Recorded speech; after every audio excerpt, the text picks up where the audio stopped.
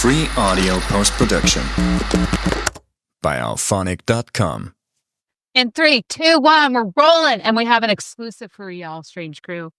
Yes, we're excited by popular demand to have Candy Heart. We give you what you want. You requested, you get it. Okay, so here you go. We deliver at Strange Crew. What can I say? 66% of Candy Heart with some There you go. fluctuation. A few Candy Hearts. We're missing Just a one. few, guys. How is everyone doing? Thank you so much for joining us in the studio today, guys. Welcome. Thanks for having us. Thanks for Welcome. having us. This is a long time coming. You guys have been requested quite a bit. You guys have been working hard. We've been seeing what you've been up to. So tell us. I am so surprised by it. Yeah, that's it's very flattering. yeah, shockingly Yeah. flatteringly nice. We're Yeah. paying attention. At least a few. Yeah. That's all I care about. Well, in the preamble before this, we always say that we like to pay attention to people who are working hard or harder than us and who are trying to put themselves in. Trying to. And we see that for sure. And so many people were saying, like, you guys really got to meet the fellas from Candy Heart and, like, just chat with them. They make good tunes. They make cool music videos. And I mean, yeah, so we're really excited to be around people who also are always trying to, showcase their projects and, like, show their love of music. That's kind of what it's all about. So thank you That is the goal. for keeping that on and being cool about it, right? So I can start things off for people who may have not heard of you guys before. Can I get you to each introduce yourselves, what you play, favorite color? Sure. I'm Sam Patterson. Some people know me as Sammy P around town as a musician. Color. That came That's from amazing. hockey, not music though, originally. I'm hiring you to come up with my nickname. Okay. Because I've been looking for one for a while. Kate Blueberry's fine, but I need something like Sammy P that should Yeah. fucking has like oof to it. Yeah. And I play the bass in Candy Heart. I came along in April. They had a member swap there and they needed a bass player. The True show was of paramount importance, but there was a few songs that they needed some bass work on for the album that was released at the True's show at the Area 506 as well. So I took the gigs. And I guess you asked me for my favorite color, not the whole backstory. No, I want My favorite all. color would be blue. Should I continue with Yes. the blue? I checked my calendar and I said I can do the gigs, which was the True's opener and another show, which didn't actually happen, but it looked really good on paper. And we're sorry that it didn't happen, but so once I learned the music or started to learn the music, I heard something really unique in Goose as a writer. Also And, nicknames. I liked his vocals, but I really liked the music, the creation, the songwriting. And so I probably only learned about 2 or 3 songs that I knew that I wanted to be around, Oh, that's not. yeah, so That's good. I joined instead of just taking it as a job. Yeah, and that went both ways because when Sam came in, I always describe it like I feel like my whole life I've been talking this language that nobody understands, and then when Sam came in, he got it. Like he understood what I was trying to do with You these got the code songs. to- Yeah. That's He was describing songs in the way that they were meant from my brain. And I think it's this pretentious thing where nobody's really gonna get what I'm trying to do with it. And then he started telling me the things that I was actually intending to be in there. Well, that's cool. and, I mean, it's all about perfect timing, right? it really, yeah. I mean, as much as Sam says that he came in and thought the songs were good and wanted to be part of it. Like when Sam came in and we heard what he could do. 'Cause Sam is kind of this little treasure of St. John for a long time that I'd never actually met him before. But then when he came in and just the amount that he could do musically, was quite shocking. It was very flattering actually that he wanted to be involved. And so we've gone through a lot of lineup changes and stuff, but we knew pretty much right from the get-go that Sam was going to be an integral part of whatever we do from now on. And that's where we are. Well, I mean, sorry. What do you want? I'm just joking. I think it's also so important to say, like, sometimes in order to get there, I mean, like with us, we've had gear, we've had people, we've had different cameras, different things. And sometimes you just have to keep trying until you're really stoked about something. It doesn't mean that the other things didn't work out well, Yeah. or that they weren't great pieces to our story or the chapter, but sometimes there's just certain things that work a lot better and they make us jive a little bit better and they make us, I don't know, just all around better people to work with and for. And I think, when things change, it's always for the better down the road and probably for a reason. And, as our late friend Ken devices, there's no coincidences. So when you meet people and when they come into your ecosystem, there's usually a reason. And if you're working hard and you give a shit about what it is that you do, people will pay attention to that. And if they feel something like how you said you felt like you really liked him, you enjoyed, it was inspiring for you as well. So you wanted to hang your hat up there genuinely, and that makes you want to be a better writer and to appreciate the people Definitely. that are coming, That's been a big part of bringing Sam on board, and it's definitely driven me. I've got to get better at guitar now because, Sam is more known, I think, for his guitar playing than his bass playing. He plays bass with us, and yeah, it's really driven all of us. I think Lauren too. Lauren is kind of a monster on drums, but playing with Sam really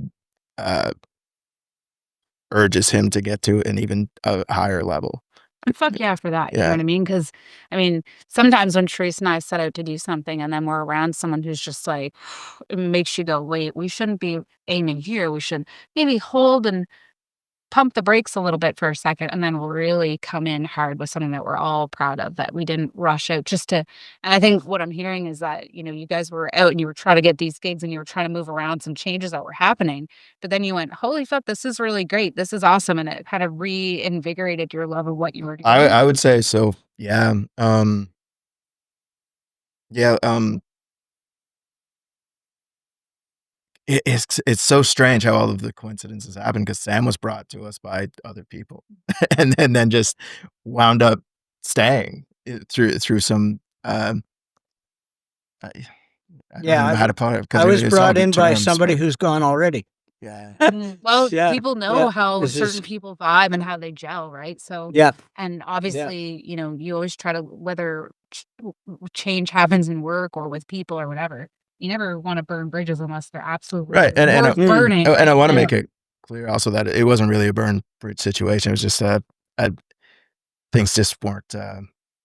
We could sort of see down the road that there was going to be some time issues as well. But it's nice when those people who are part of it can say, hey, like, you guys are doing this. Let me try to leave it in a better place. Here's Mm. someone that you guys really need. Yeah, And yeah. we get this all the time where somebody might say, yeah, we're not really interested in an interview, but we know someone who would be incredible, who would actually love to be on video and would love to talk. And sometimes it's just a certain fit, certain timing, Yeah, right? So yeah.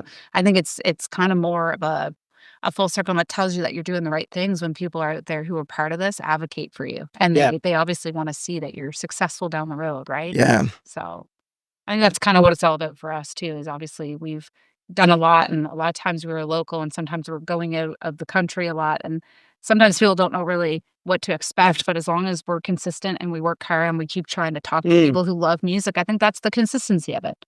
Right. Yep. And as long as you Yep. guys are chumming together and just hanging out and switching ideas and making something that you're proud of, I think that's all you have to do. Everything else is a That's right. bonus. Yeah, That's exactly it. And that's always been the goal. People have heard me preach from the time the band started that all I'm really looking to do is make a catalog of music that I like, and we've been doing that and bringing Sam on board. Like we're already writing whatever comes next, and yeah, it's feeling really good right now. And I say that, I know everybody says that in interviews, but I say that very honestly, that everything about what we're doing musically right now is exciting. The thing with bands is expectations. 5 people with the same expectations, the same goals. That's what's tricky. I've been guilty of being in cover band only and wanting to write songs, and that's not what the core of the band is for. It's to make people dance, and so that's a big thing with trying to do music with 4 or 5 people, is just getting people on the same page with the same goals and same expectations. So luckily for me, I didn't have any grandiose ideas. I heard music that caught my ear, and actually, what struck me is that here's a group of guys that are doing what I set out to do a long time ago, which is 1996. I started to write my own kind of music that was similar to theirs. And, but there's no social media at the time. I wasn't an individual who knew how to get to point A to point B. I could have used a life coach, da da da da da. And I ended up, making friends with the cover band industry, and that's good too. That there's a time and place for everything. But when you have the creative soul, exactly what Goose just said, the goal of just making a catalog of music that I like, that I'm happy with, and Here's that's that, it. That honestly. is it. Yeah, Yeah. because carving out the time to do that is Yeah. in itself, right? Yeah.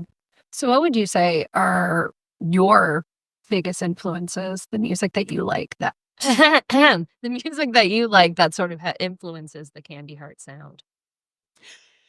Me? Both of you. Oh my. Well, I've listened to a lot of music. I went to university for music, so I've studied and learned about jazz and classical. At the end of the day, I am a lover of contemporary music. I love what I consider to be good pop music. I love it. For example, the '80s had Duran Duran. That's one of my first loves. But I love guitar-driven rock, like Van Halen, and of course the standard metal answers like Metallica and all that. I waded through those waters lots. I discovered, people that caught my ear like Tori Amos, like Canada's Crash Test Dummies. They were a huge influence. I don't know how or why, but They're Canadian. I had yeah, no they're idea. Canadian, yeah, Winnipeg, yeah. And then I got into bass, so I always thought the Chili Peppers were neat, but I got into the bass player Flea. Everybody knows about him. He's been a big influence on me as a player. And I love '70s disco. I like progressive rock. Somebody who's recently caught my ear is Will Smith's daughter, Willow. Really intricate. That's pop music to me, like intricate. What she's doing, it's like, oh yeah. So, the Bieber thing is, that's for a younger generation, I think. So I love pop music when it's mature. That would be what I would consider mature pop music, something like that. But yeah, so that's me in a nutshell, I guess. It's funny because I feel like if Lauren were here, he's introduced me to a lot of the music that I'm listening to now. And the record we put out earlier in the year, I think, had a lot of the Vines in it, which was that Lauren introduced me to that, which I was kind of aware of the Vines, but didn't realize how much I was going to be into them when I finally started listening. My all-time favorite band is the Fratellis. I love the Fratellis. Oh, I that's love it. that's I my love it. that's totally my thing. And it's funny because not a lot of it comes into Candy Heart, but every once in a while you'll hear something be like, oh, that's the Fratellis. and I think vocally I steal from a lot of people, and I'll just hear some singer that he's doing something I've never heard before, so I try to see if I can do it, and then you add a little bit to what you're doing and discard the rest or whatever. Songwriting, I love. There's a specific period of Wilco that I love. Yeah. And yeah, the Fratellis. It's funny that I think we've been kind of categorized sometimes as a bit of a heavier band. I really don't listen to a whole lot of heavier music. I know that we do have a bit of a guitar rock thing in there, and I'm not real sure where that comes from my end anyway. Lately I've been really into European post-punk type Idols and Viagra Boys. We just put out a video of a Viagra Boys cover. Yeah, nobody's covering Viagra Boys, so we were like, we're gonna do one. We were supposed to be at their show in Montreal last Oh, week. yeah? We were flying back and just couldn't get the right flight. Yeah, that guy. And our friends took the tickets and went and got to meet them and had Really, a great time. Said it was one of the best shows. Awesome. So I always say Sebastian Murphy is a genius, but I can't quite explain why. I just know it's true, and I'm not sure why he's not the most famous person on the planet. Because every time he shows up on a screen, you can't take your eyes off I him. think he's working all that. Yeah. I think the social team that is behind it.